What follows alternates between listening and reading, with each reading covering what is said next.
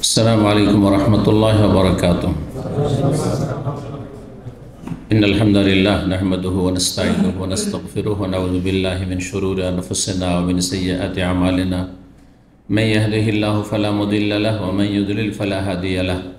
وأشهد أن لا إله إلا الله وحده لا شريك له وأشهد أن محمدا عبده ورسوله صلى الله تعالى عليه وعلى آله وصحبه وسلم تسليما كثيرا. أما بعد، فقد قال الإمام البخاري رحمه الله تعالى: كتاب جزاء الصيد، باب جزاء الصيد ونحوه، وقول الله تعالى: لا تقتلوا الصيد وأنتم حرم ومن قتله منكم متعمدا فجزاء مثل ما قتل من النعم، إلى قوله: واتقوا الله الذي إليه تحشرون। সম্মানিত ভাতৃমণ্ডলী, আল্লাহ রাব্বুল আলামিনের প্রশংসা এবং প্রিয় নবী সাল্লাল্লাহু আলাইহি সাল্লামের উপর সালাত ও সালামের পর আজ বুধবার 21শে জিলকাদা 1445 হিজরি মোতাবেক 29শে মে 2024 আমাদের ধারাবাহিক আলোচনা সহিহুল বুখারীর হজের পর্ব, উমরার পর্ব চলে আসছে, তারই কিছু অংশ। আজকে নতুন একটি পর্ব শুরু হচ্ছে, আর তার সম্পর্ক হজ উমরা উভয়ের সাথে। আপনাদের জানা আছে আশা করি যে এহরাম অবস্থায় বেশ কিছু কাজ নিষিদ্ধ, যেগুলো অন্য সময় জায়েজ। অন্য সময় জায়েজ, কিন্তু এহরাম অবস্থায় এই কাজগুলি নিষিদ্ধ। যেমন পুরুষদের জন্য সেলাই করা কাপড় পরা, সুগন্ধি লাগানো, তাই না, মাথা ঢাকা, এইভাবে যেসব নিষিদ্ধ কাজ রয়েছে, তার একটি গুরুত্বপূর্ণ নিষিদ্ধ কাজ হচ্ছে শিকার করা। শিকার করা তো শিকার করা এহরাম অবস্থায় হারাম, নিষেধ। আল্লাহ রাব্বুল আলামিন কোরআনে কারীমের সূরা মায়েদার কয়েকটি আয়াতে বিষয়টি বর্ণনা করেছেন, কোনো জায়গায় সংক্ষেপে, কোনো জায়গায় বিস্তারিত। আর বিষয়টি অত্যন্ত গুরুত্বপূর্ণ। কেউ যদি এহরাম অবস্থায় শিকারী পশু বা পাখি শিকার করে, শিকারী পশু বা পাখি শিকার করে, শিকার মানুষ কি করে? যেগুলো শিকারী পশু বা পাখি শিকার করে, এই শিকার করা নেশা। যেমন মাছ ধরা নেশা, তেমনি স্থলচার প্রাণী যেগুলি শিকারী, সেগুলি শিকার করা এক শ্রেণীর লোকদের নেশা। বনে বনে, জঙ্গলে জঙ্গলে ঘুরে বেড়ায় হরিণ শিকার করার জন্য, খরগোশ শিকার করার জন্য, এইরকমই আরও যেসব শিকারী পশু রয়েছে। তো শিকার করা হারাম। কেউ যদি করে সে বড় গুনাহ করবে, এবং তার জন্য কাফফারা রয়েছে, যার কথাও আল্লাহ রাব্বুল সূরা মায়েদা বর্ণনা করেছেন। তো আজকের পর্ব হচ্ছে কিতাব জাযাইস সাইয়্যিদ। কিতাব জাযাইস সাইয়্যিদ, সাইদ সাদা ইয়াসিদুস সাইদ মানে শিকার করা। শিকার এহরাম অবস্থায়, আসল কথা হচ্ছে এহরাম অবস্থায়, এমনি শিকার করতে তো কোনো অসুবিধা নেই। এহরাম অবস্থায় শিকার যদি কেউ করে তো তার বদলা, জাযাউন মানে বদলা, তার বদলা দিতে হবে। তার বদলা দিতে হবে মানে কাফফারা দিতে হবে, তার ক্ষতিপূরণ দিতে হবে, কাফফারা দিতে হবে। জি, আল্লাহর সন্তুষ্টির জন্য এবং হারাম থেকে মুক্ত হওয়ার জন্য, তওবার জন্য। জি, তো এই হচ্ছে পর্ব। এতে আমরা কয়েকটি পর্বে শেষ করতে পারবো ইনশাআল্লাহ তাআলা। তো প্রথম যে অধ্যায় বলছেন বাবু জাযাইস সাইদি ও নাহবিহি, ইমাম বুখারী রাহিমাহুল্লাহ বলছেন এই অধ্যায় হচ্ছে শিকার করার বদলা বা এই ধরনের এমন কাজ যেগুলো নিষিদ্ধ এহরাম অবস্থায়। বিশেষ করে শিকার করার বিষয়টি, শিকার করার ক্ষেত্রে আমাদের কিছু মাসাইল জেনে নিতে হবে। শিকার করা পশু যেগুলি মানুষ শিকার করে, প্রাণী শিকার করে, সেগুলি দুই ভাগে বিভক্ত: স্থলচর প্রাণী আর জলচর প্রাণী। যদি পানির কোনো প্রাণী শিকার করে তো সেটা এহরাম অবস্থায় জায়েজ, জায়েজ। অর্থাৎ মাছ শিকার করে, পানিতে আরও কিছু হইতে পারে মাছ ছাড়া। কারণ আমাদের দেশের মানুষরা যেহেতু হানাফি মযহাবের অনুসারী ছিল, সেজন্য হানাফি মযহাব শুধু মাছ ছাড়া সমুদ্রের কোনো কিছু জায়েজ নয়, এমনকি মাছের মধ্যেও চিংড়ি মাছ মকরুহ তাদের কাছে, তাই না? কাঁকড়া মকরুহ। হ্যাঁ, তারপরে কচ্ছপের বিষয়ে যদি আসেন সেটা তো হারাম তাদের কাছে, ইত্যাদি ইত্যাদি। কিন্তু নবী সাল্লাল্লাহু আলাইহি ওয়াসাল্লাম বলেছেন যে হুয়া তাহুরু মাউহু ওয়াল হিল্লু মাইতাতুহু, সাগরের পানি হচ্ছে পাক এবং পবিত্রতা দানকারী। উযু করতে পারেন যে কোনো জায়গার সাগরের পানি, নদীর পানিতে। ওয়াল হিল্লু মাইতাতুহু, এবং মরা প্রাণী সাগরের কি হালাল। এই কথা বলে হিল্লু সামাকুহু, শুধু মাছ হালাল, মরে গেল হালাল আর জীবিত পেল হালাল, এই কথা বলেছেন। মাইতাতুহু, যে কোনো মুর্দা, মুর্দা মানে জলচর প্রাণী, পানিতেই থাকতে পারে, পানির উপরে উঠিয়ে রাখলে মরে যাবে, আর সেটা কোনো বিষাক্ত নয়, সাপ নয়। বিষাক্ত হলে সে বিষাক্ত হওয়ার কারণে হারাম। তাহলে অনেক কিছু জায়েজ, আপনার রুচি হোক আর নাই হোক, যেগুলি পানিতেই শুধু জীবনযাপন করতে পারে যেসব প্রাণী, আর শুকনো নিয়ে আসলে সেগুলি বাঁচবে না, এমন যদি হয়। আর কিছু প্রাণী আছে উভয়চর প্রাণী, পানিতেও থাকতে পারে শুকনো থাকতে পারে না, ওগুলো আবার হালাল নয়। ঠিক আছে, ওগুলোর ক্ষেত্রে তখন হালাল মশলা জানতে হয়। তো এহরাম অবস্থায় শুধু স্থলচর প্রাণী শিকার করা, স্থলচর শিকারী, হ্যাঁ, প্রাণী, সে পশু হোক অথবা পাখি হোক, শিকার করা হচ্ছে হারাম। তাহলে বাকি হয়ে গেল যেগুলো জলচর পানিতে থাকে। কেউ যদি মাছ ধরে এহরাম অবস্থায়, তো জায়েজ, জায়েজ। দেখছেন যে মাশাআল্লাহ মক্কা বা মদিনার আশেপাশে অনেক তেলাপিয়া মাছ পাওয়া যায়, অনেক জায়গায় আছে, জলাশয় আছে, তেলাপিয়া মাছ পেয়েছেন এহরাম অবস্থায় আছেন, যদি ধরেন তো জায়েজ নয়? জায়েজ। কিন্তু যদি কবুতর, জায়েজ। ঘুঘু, জায়েজ নাই, এগুলো শিকারি। হ্যাঁ, আচ্ছা, পশু, খরগোশ, হরিণ, হ্যাঁ, নীলগাই, জায়েজ নাই। উট পাখি, উট পাখি কি বলে? হ্যাঁ, শতরমুর্গ বলা হয় উট পাখি। উট পাখি হোক শিকারি প্রাণী, এর অবস্থায় জায়েজ নাই, কিন্তু এমনি আপনি শিকার করে খান, হয়ে গেল। তাহলে হ্যাঁ, পানিরগুলো হালাল এর অবস্থায়, আর শুকনো যেগুলো শিকারী পশু, সেগুলো শিকারী পশু, সেগুলি হারাম। এখন বাকি তাহলে যেগুলো শিকারী পশু নয় কিন্তু গৃহপালিত পশু, সেগুলি এহরাম অবস্থায় জবাই করতে পারবেন কি না? খাচ্ছেন তো ঠিক, এহরাম অবস্থায় চিকেন খান না, গরু খাসির গোস্ত খান না, এহরাম অবস্থায় খাচ্ছেন তো। কিন্তু যদি আপনাকে বলা হয় যে মুরগিটা জবাই করে দেন, পারবেন না? পারবেন না। এখানে অনেকে কিন্তু বিভ্রান্ত, এই যে পারবেন না বলেছে, জায়েজ, কেন? শিকারী পশু না, আপনি জবাই করে খেতে পারেন, গৃহপালিত পশু পাখি জবাই করে খেতে পারেন আপনি, ঠিক আছে। হাঁস গৃহপালিত, শিকারী পাখি নয়, সুতরাং জবাই করে খেতে পারেন। কেউ বললো রাস্তায় আপনি এর অবস্থায় যে গরু জবাই করে দেন, খাসি জবাই করে দেন, জবাই করেন, কোনো অসুবিধা নেই। আপনার কোরবানিটা যতক্ষণ হালাল না হবে ততক্ষণ জবাই করতে পারেন, কিন্তু অন্য জবাই করে খাচ্ছেন, কোনো অসুবিধা নেই। তাহলে আরেকটা মশলা জানলেন। আর এক ধরনের প্রাণী যেগুলো খাওয়া হারাম আর সেগুলো কষ্টদায়ক, খাওয়া হারাম, শিকারী পশু নয়, কষ্টদায়ক, সেগুলি এহরাম অবস্থায় হারামের ভিতরে অথবা হারামের বাইরে এহরাম অবস্থায় হত্যা করা যাবে কিনা? সাপ, বিচ্ছু, হ্যাঁ, এঁদুর, হ্যাঁ, গিরগিট, হ্যাঁ, যাবে না? না, হত্যা করা নিষেধ, শিকার করা নিষেধ, সেদিন এগুলো নিষেধ না, যায়। জি জি। পাগলা কুকুর সামনে আসছে, পাগলা কুকুর মানুষকে কামড়ে নিছে, বলছে এরকম অবস্থায় আছে, কামড়া, কিন্তু আমরা মারবো না কুকুর, মারেন। জি, তাহলে মশলাগুলো জেনে নিলেন এখন, তাই না? কয় রকম প্রাণী হইল?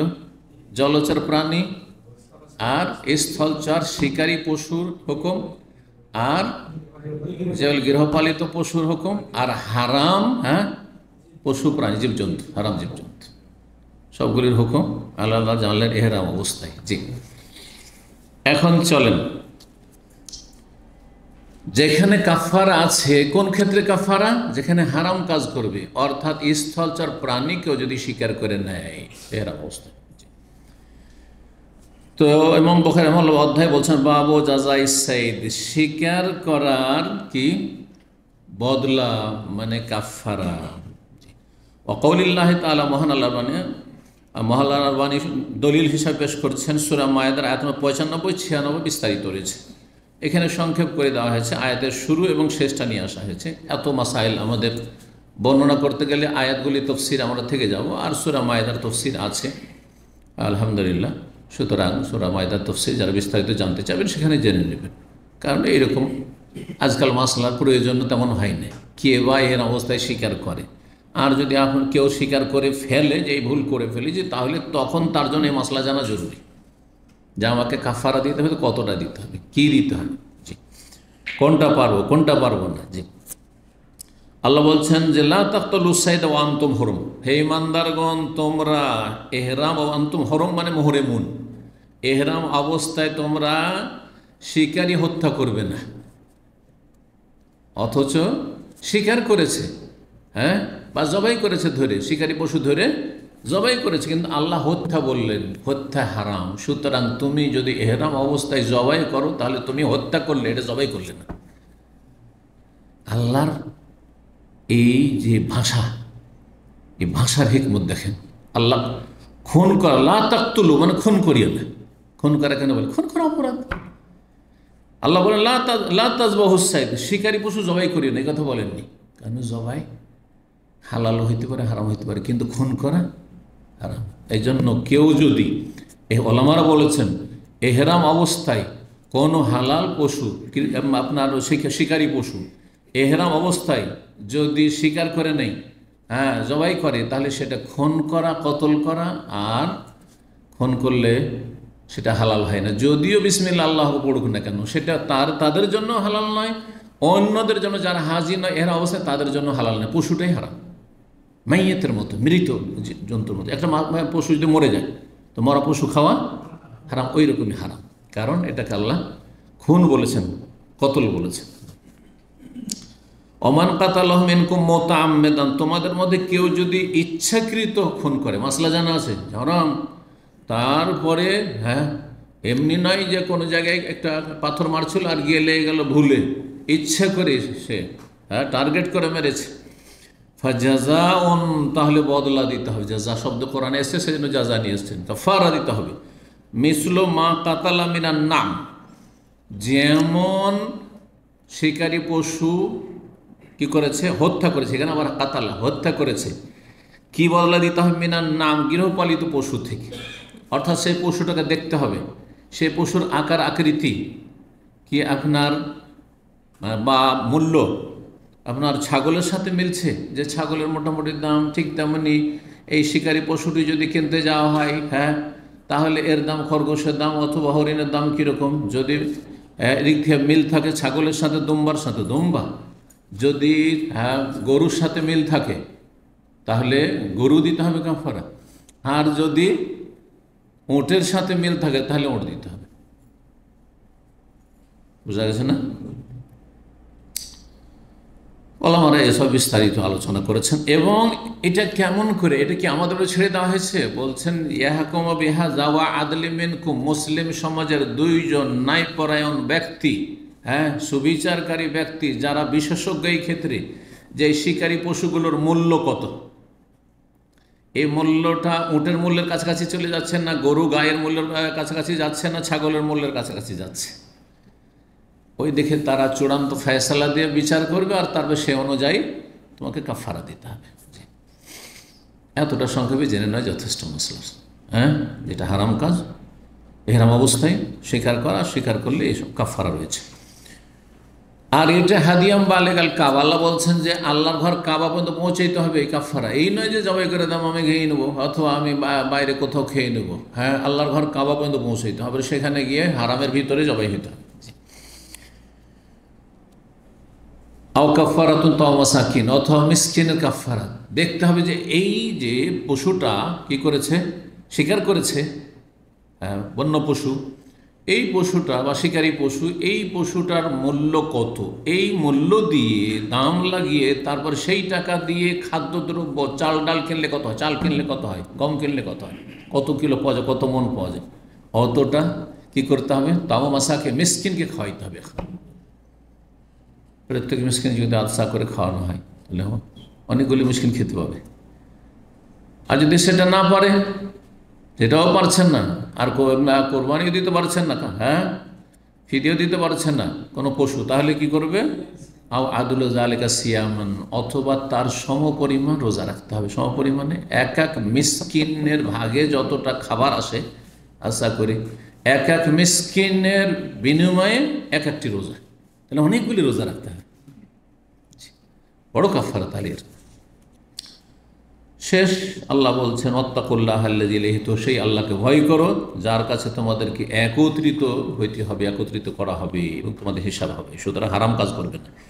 2 নম্বর অধ্যায় বলছেন বাবুন, এই অধ্যায় হচ্ছে ইজা সাদাল হালাল ফা আহাদা লিল মুহরিমিস সাইদা আকালাহু, কোন হালাল ব্যক্তি অর্থাৎ এহরাম অবস্থায় নাই, হ্যাঁ অমুহরিম ব্যক্তি, এহরামবিহীন ব্যক্তি, যেটাই বুঝেন, হ্যাঁ শুদ্ধ বাংলা এহরামবিহীন, যে এহরাম অবস্থায় নেই।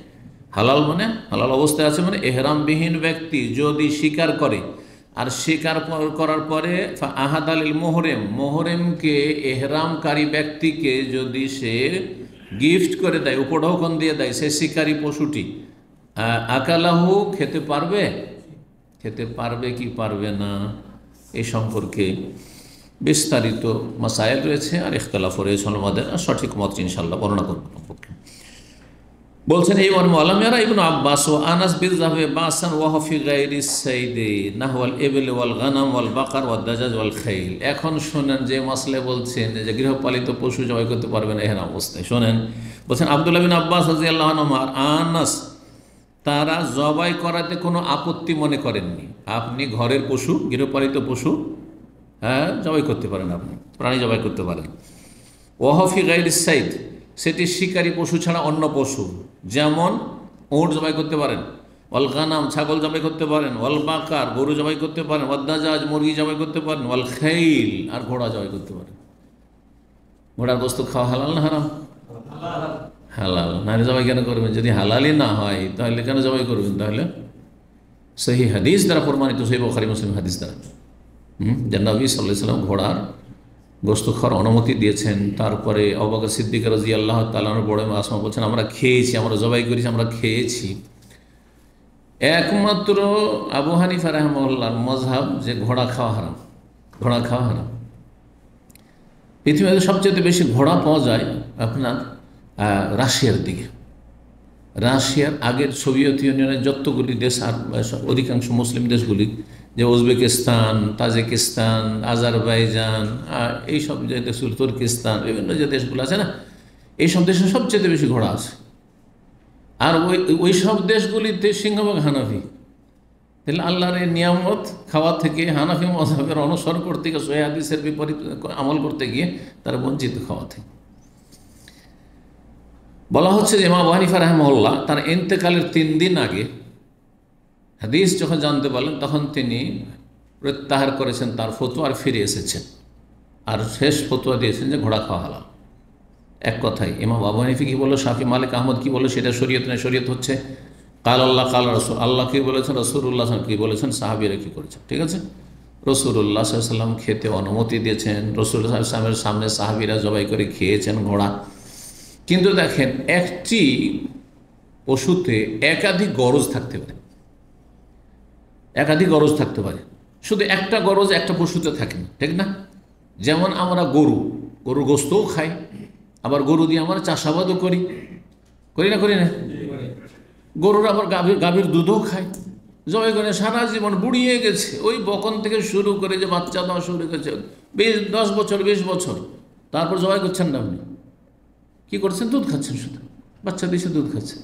একাধিক গরজ আছে না নেই? একাধিক গরজ আছে। ওঠে একাধিক গরজ আছে, বাহনেরও কাজ লাগছে, আবার জবাই করে খাচ্ছেন। জি, ঠিক ওই রকমই ঘোড়াতে, কিন্তু একটি গরজ আরেকটি গরজের চাইতে বেশি উপকারী বা গুরুত্বপূর্ণ। ঘোড়ার ক্ষেত্রে ঘোড়ার পিঠে চড়া একটা ফায়দা, আর একটা হচ্ছে তার গোস্ত খাওয়া। কোনটা বেশি উপকারী? চড়াটা, কারণ ঘোড়া দ্রুত ছুটতে পারে, অন্য পশু এইভাবে দ্রুত ছুটতে পারে না। তো সেই জন্য আল্লাহ রাব্বুল আলামিন কোরআনে কারীমে ঘোড়ার যেটা মুখ্য উপকারিতা, আসল উপকারিতা, বরং আল খাইলা আল বিগাল আল হামিরা লিতারকাবুহা জিনা, ঘোড়া, খচ্চর আর গাধা লিতারকাবুহা তোমাদের বাহনের জন্য আর তোমাদের সাজসজ্জা, শোভা সৌন্দর্যের জন্য। যার বাড়িতে ঘোড়া রাখে কি চমৎকার লাগে, তারাকেও ভালো লাগে আর লোকজন দেখতে আসে। আমাদের এলাকায় এক মন্ত্রী মিনিস্টার ছিল মুসলিম, তো তার বাড়িতে ঘোড়া, লক্ষ লক্ষ টাকা দামের ঘোড়া, শুধু পুষতো দেখার জন্য, আর দূর থেকে লোকেরা দেখতে আসতো। আমি যে মাদ্রাসায় একসময় যৌবনকালে শিক্ষকতা করেছি মদিনা আসার আগে, সেখান থেকে আমরাও দেখতে গেছি, ওর চল ঘোড়াটা দেখে আসি, কারণ আমাদের সাথে ঘোড়া ওইরকম ঘোড়া দেখতে পাওয়া যায়, বিদেশি ঘোড়া। তো যাই হোক, কিন্তু তার মানে এই নয় যে খাওয়া জায়েজ নয়, খাওয়া জায়েজ, এটি সঠিক নয়। এই জন্য ইমাম বুখারী ঘোড়ার কথা উল্লেখ করেছেন। জি, ইউকালো, তারপরে তফসির করছেন, কারণ এই শব্দগুলি ওই সূরায়ে মায়েদাতে এসছে। আদলো জালেক, আদলুন মানে মিসলো, মানে মতো, আদল মানে মতো, অনুরূপ। ফাইজা কোসেরাত, কিন্তু ওইটাকে যদি আদল না পড়ে ঈদল বলেন, আদল মানে ইনসাফ হয়, আদল মানে সুবিচার, কারণ সুবিচার মানে অনুরূপ, মানে সমান সমান, যার যেটা হক সেটা দিবেন আপনি, এর সাথে মিল আছে। ঈদুল্লুন যদি পড়েন, ওর মানে হচ্ছে জেনাতুন, মানে সমান। ঈদুল্লাহ জালেকা মানে এর সমান, ঈদুল মানে সমান।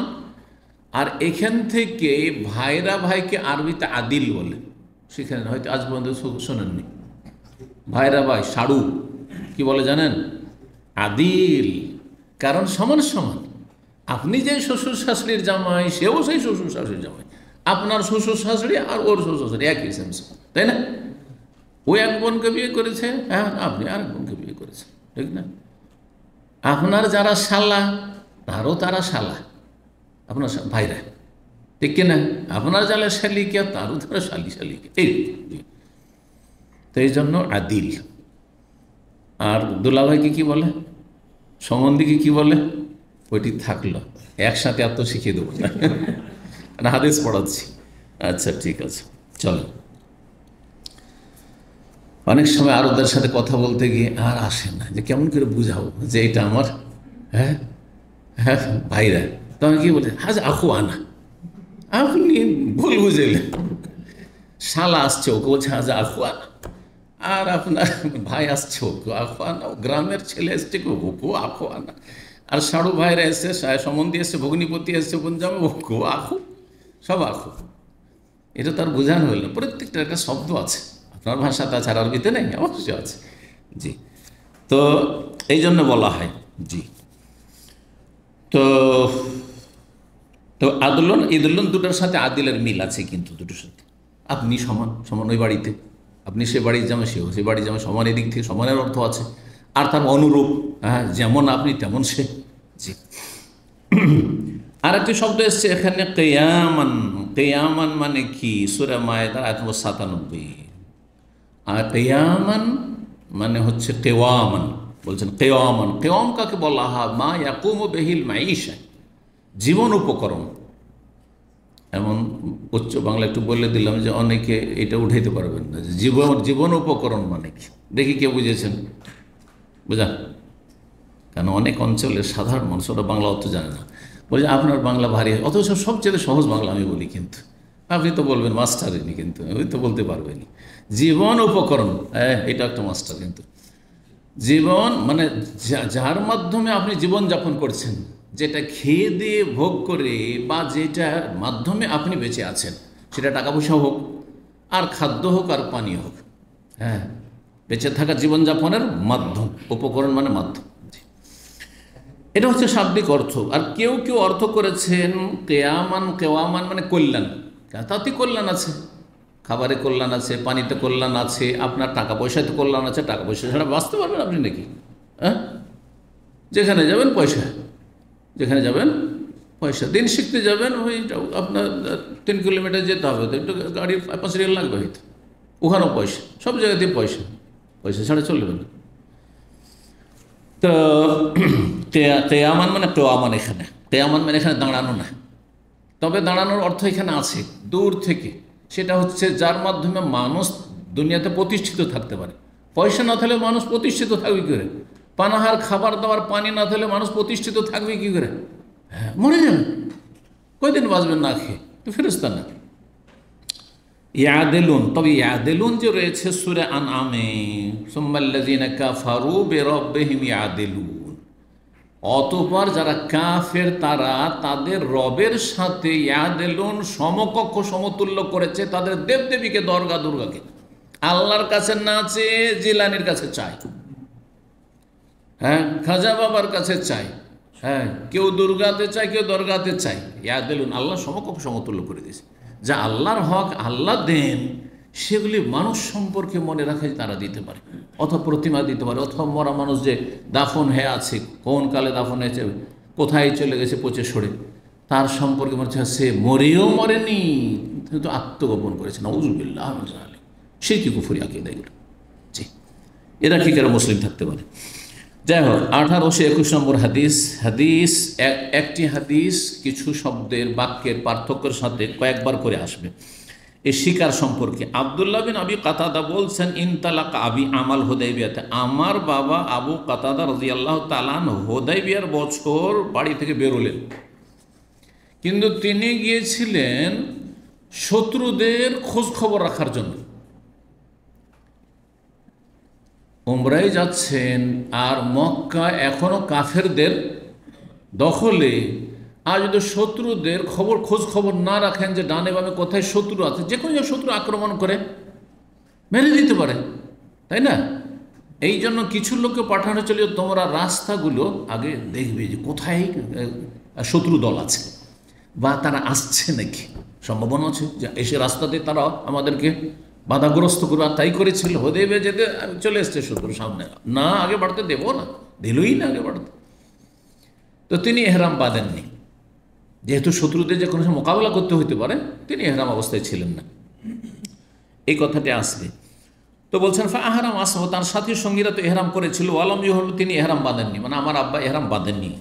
ওয়াহুদ্দেসান নবী সাল্লাম, আর নবী সাল্লামকে জানানো হইল, তখনকার যুগও কিন্তু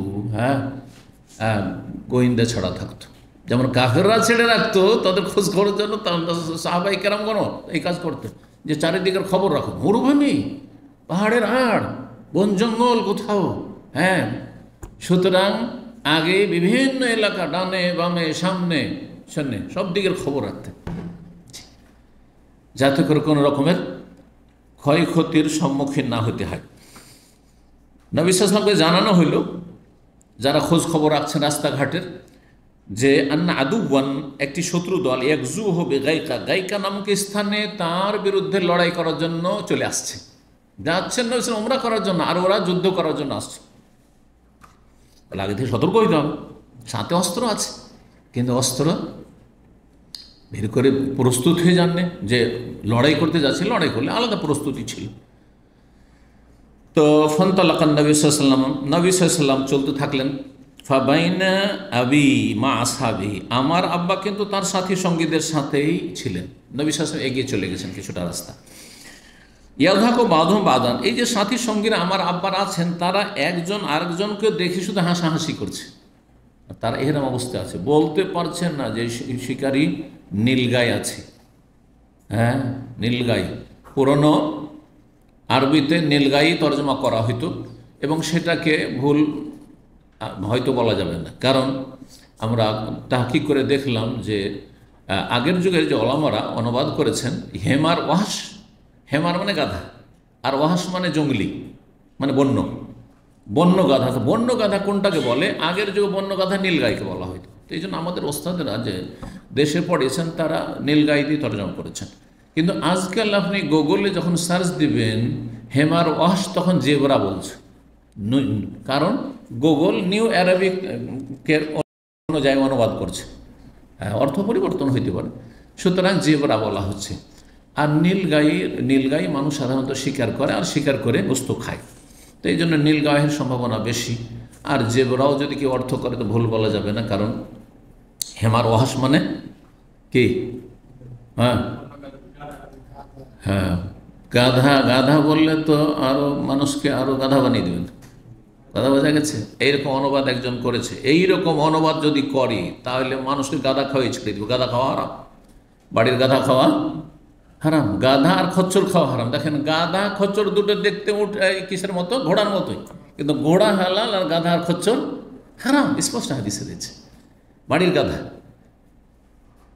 সুতরাং আপনি আমাদের দেশের মানুষকে যদি শাব্দিক অর্থ করে, হেমার ওয়াশ মানে বন্য গাধা, তো মনে করবে যে বনের গাধা মনে হয় বাড়ির যে গাধা পুষি ওই রকমই গাধায় হয়, আর গাধা খাওয়া শুরু করবে না। তো এই বন্য গাধা দিয়ে তর্জমা করলে হবে না, বরং বলতে হয় নীলগাই দিয়ে তর্জমা করতে হয়, নাহলে জেব্রা বলবো। বুঝছেন? নীলগাই খাওয়া হালাল, নীলগাই শিকারী পশু। তো আর যখন বাড়ির গাধা বলতেন সাহাবাই কেরামগণ, তখন বলতেন হেমার আহলি, ওইটা ওয়াহশি। ওয়াহশ মানে হচ্ছে যে পোষ মানে না, ওয়াহশ মানে পোষ মানে না, মানুষকে দেখলেই লাফ দিয়ে পালাবে, লাফ দিয়ে পালাবে। হরিণ মানুষকে দেখলেই পালাবে, খরগোশ মানুষকে দেখলেই পালাবে, এগুলো ওয়াহশি জীবজন্তু, ওয়াহশি প্রাণী বলা হয় আরবিতে। তাও হোশ তার মধ্যে রয়েছে, পোষ মোটেই নেবেন না। আর কিছু কিছু পশু আছে সেগুলো হচ্ছে যদিও হারাম, সেগুলি পোষ মানে, যেমন বিড়াল মানুষকে দেখলে মেও মেও করে এসে কোলে শুয়ে যাবে, দেখ না, পায়ের কাছে ঘোরাঘুরি করবে, জি, মনে হচ্ছে আদর করছে, আদর নিতে চাইছে, বিছানায় শুয়ে যাবে, জি। তো বলছেন যে সাহাবায়ে কেরামগণ তার সাথে যে ছিলেন যারা, তারা ইহরাম অবস্থায় আছেন, বলতে পারছেন না যে এই শিকারী পশু, আর এর জন্য হালাল কি করা, শিকার করা, কারণ ইহরাম অবস্থায় নেই আবু কাতাদা। কিন্তু একে অপরকে দেখে থামতে পারছে না, তখন হাসতে শুরু করেছেন, হাসছেন। ও দেখেন, ওই হাসা দেখে এদিক ওদিক দেখতে লেগেছে, ব্যাপারটা কি? কারণ কেউ যদি আপনাকে দেখে হাসে বা কয়েকজন হাসে, তা আপনি কী করবেন?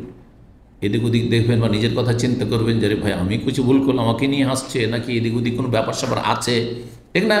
ওই রকম আবু কাতাদা বলছে ফানাজার, তো আমি এদিক ওদিক দেখতে লাগলাম, ফাইদা না বেহেমার ওয়াহশ, দেখছি যে আমি একটি নীলগাই দেখেছি, ফাহামাল তো আলী, তখন তার উপর আমি আক্রমণ করে দিলাম, ফাতা আনতুহার, তাকে আঘাত করলাম, ফা আসবাত, আঘাত করে সেখানেই ফেলে দিলাম, একবারে হত্যা করে ফেলেই দিলাম সেখানে। ওয়াস্তান্ত বেহিম, আর তাদের কাছে একটু সাহায্য চাইলাম। সাহায্য কিসে চেয়েছিল? সামনে হাদিসে আসছে, ওই ঘোড়ার পিঠে যে দৌড় দিতে যাচ্ছে, চাবুকটা পড়ে গেছে, তো চাবুকটা একটু ধরিয়ে দাও নিচে। ঘোড়া থেকে কত নামবো, বলছে না না না, চাবুক উঠিয়ে দেবো, আমাদের যেন হারাম, আমাদের যেন শিকার করা হারাম, তোর শিকারী কাজে সহযোগিতা হারাম, আমরা দেবো না, তোমাকে গুনহার কাজ করব। তখন আবার ঘোড়া থেকে নেমে নিজেই চাবুকটা উঠিয়ে আবার ঘোড়ার পিঠে লাফ দিয়ে দিল, একেবারে দৌড় দিয়ে আক্রমণ করলো আর ধরেই ফেলল। তো যাই হোক, বলছেন তারা অশিক ফাবাও ইউইনানি, তারা ইউইনুনানি, আমাকে সাহায্য করতে তারা অস্বীকার করলেন, আমরা পারবো না। ফাকালনা মিন লাহমিহি, আমরা তার গোশত খেলাম। স্বীকার করেছেন কে? অমহরিম ব্যক্তি, আর খাচ্ছেন মহরেম সকলেই। ও হাসিনা, তারপরে আমাদের আশঙ্কা হলো আর নোক্তাতা, যে আমরা নবী সাল্লাল্লাহু আলাইহি ওয়াসাল্লাম থেকে বিচ্ছিন্ন না হয়ে যাই। আরে মরুভূমিতে একটু পাহাড়ের আড়ে হলে তো বোঝা যাবে কোন দিয়ে গেল, রাস্তা কি আজকালকার মতো যে রোড রাস্তা একটাই রাস্তা যাচ্ছে, মক্কার দিকে যাচ্ছে, এই রাস্তা ছাড়া তো অন্যদিকে যাবে না। ও যদি 100 চালে, 120 চালে, আপনি 140-50 চালিয়ে হয়তো সাথ ধরে নেবেন কিছুক্ষণের মধ্যে, ঠিক না? কত রাস্তা, এইদিকে ওইদিকে, কোন দিকে নবী সাল্লাল্লাহু আলাইহি ওয়াসাল্লাম এমন বিচ্ছিন্ন হয়ে যান যে শত্রুদের কবলে না পড়ে যান আর নিরাপত্তাহীনতার সম্মুখীন না হন। হ্যাঁ, আর আমরা আর হয়তো সাথী হইতে পারবেন, সঙ্গী হইতে পারবেন নবী সাল্লাল্লাহু আলাইহি ওয়াসাল্লামের, এমন আশঙ্কা হইল। তো বলছেন ফাতালাবতুন নবী সাল্লাল্লাহু আলাইহি ওয়াসাল্লাম, তখন নবী সাল্লাল্লাহু আলাইহি ওয়াসাল্লামকে তলাশ করা শুরু, এদিকে শিকার টিকার করতে দেরি হয়ে গেছে। আর তারপরে আরও কিছু কথা আছে। নবী সাল্লাল্লাহু আলাইহি ওয়াসাল্লাম ওদেরকে বলেছিলেন যে দেখো, আমরা যেটা স্বাভাবিক রাস্তা মদিনা থেকে মক্কা যার, ওই রাস্তায় আমরা যাচ্ছি, আর তোমরা যেহেতু শত্রুদের খোঁজ খবরে, শত্রু তো স্বাভাবিক রাস্তায় থাকবেন, শত্রু দল সব সময় অপ্রসিদ্ধ রাস্তায় থাকবে তারা, তাই না? অচেনা রাস্তায় গিয়ে ওত পেতে থাকবে। তো নবী সাল্লাল্লাহু আলাইহি ওয়াসাল্লাম বললেন যে তোমরা সমুদ্র তীর মানে আপনার বদর, ইয়াম্বো, ওইদিকে সমুদ্র, ওই দিক থেকে, আর ওই রাবেগ মানে জেদ্দার কাছাকাছি, ওই দিক থেকে তোমরা আপনার সাগর তীরবর্তী এলাকা দিয়ে তোমরা কি করো, একটু শত্রুদের সন্ধান রাখো, খোঁজ খবর রাখো, আর তারপর আমাদের সাথে মিলিত হও। এই জন্য খানিকটা দূরে হয়ে গেছেন। তো তারপরে চিন্তা করলেন যে নবী সাল্লাল্লাহু আলাইহি ওয়াসাল্লামকে তলাশ করি। নবী সাল্লাল্লাহু তলাশ করা শুরু করলাম। তলাশ করতে কেমন করে তলাশ করবেন? এখন তাহলে বেশি স্পিড দিতে হবে। নবী সাল্লাল্লাহু আলাইহি ওয়াসাল্লাম আছেন ওটের পিঠে, আর আবু কাতাদার কাছে আছে ঘোড়া। বলছেন আর ফাউ ফারাসি শাওয়ান, একবার আমি আমার ঘোড়াকে দ্রুত বেগে চালাচ্ছি, একবারে দিচ্ছি দ্রুত, হ্যাঁ, উড়িয়ে ঘোড়া। ও আসির ও শাওয়ান, কখনো কখনো স্বাভাবিক গতিতে, স্বাভাবিক গতিতে যখন চলছি তখন এদিক ওদিক দেখছি কি জানি কোথাও ডানে বামে নবী আছেন নাকি, আর কখনো দিছি দৌড়। ফালাকিতু রাজুলান বানি গিফার ফি জওফিল, রাতের অন্ধকার, রাতের বেলাও ছিল, এমন কোনো বিদ্যুতের যুগও নয়, হ্যাঁ, অন্ধকার সব। তো বলছেন যে জনক ব্যক্তি গেফার বংশের, ওই এলাকায় বানু গেফার বংশ বাস করত। তো এখান থেকে আবু জার গেফারি রাদিয়াল্লাহু তাআলা আনহু সাহাবী, এই বংশে বানু গেফার বংশের জনক ব্যক্তির সাথে আমি সাক্ষাৎ করলাম ফি জওফিল, রাতের অন্ধকারে, গভীর রাতে। তো আমি জিজ্ঞেস করলাম আইনা তারাক্তান নবী সাল্লাল্লাহু আলাইহি ওয়াসাল্লাম, সে মুসলিম ছিল। নবী সাল্লাল্লাহু আলাইহি ওয়াসাল্লামকে কোথায় তুমি ছেড়েছো, মানে দেখেছো, কোথায় দেখেছো? কাল তারাক্তুহু বিতাহিন, আমি তাহিন নামক স্থানে তাকে দেখেছি ওখানে। আর ওয়াহুয়া কাইলু সুকিয়া, তিনি, এখন তো রাত বা ভোর রাত, গভীর রাত এখন, তিনি দুপুরবেলার বিশ্রাম করবেন সুকিয়া নামক স্থানে গিয়ে। মানে এমন গতিতে চলছেন যে সামনে সুকিয়া নামক স্থান রয়েছে, সেখানে গিয়ে হয়তো তিনি দুপুরের বিশ্রাম নিলেন। তো বিশ্রাম নিলেই আপনারা গিয়ে ওখানে পেয়ে যেতে পারেন সুকিয়া নামক স্থানে। কেমন করে জানলেন?